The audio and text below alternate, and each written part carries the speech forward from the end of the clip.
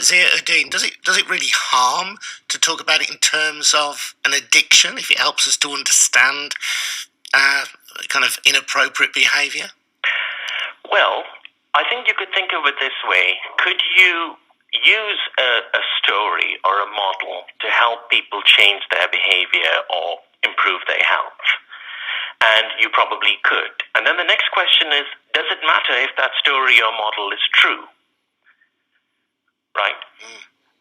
Now, from my point of view, that is important if it's true or not, right?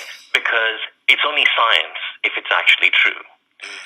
And I think that leads into this question. There is a slippery slope there of, should we just use an idea because it's an idea that might be useful regardless of whether the idea is true or the idea is actually valid in any way?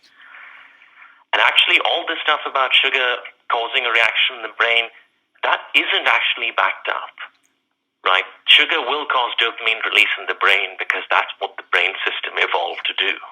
But it doesn't cause dopamine release in the brain in the way that cocaine causes release in the brain, because what cocaine does is that it completely throws the control of the circuit haywire. It floods it with dopamine. And that's a direct chemical effect of cocaine, for example.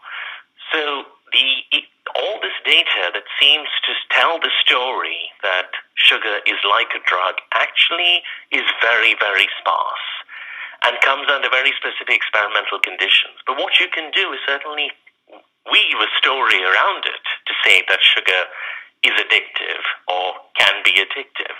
But I think fundamentally that boils down to being a story. Okay, Dr. Zia-Uddin, thank you so much for your time, and thank you to Dr.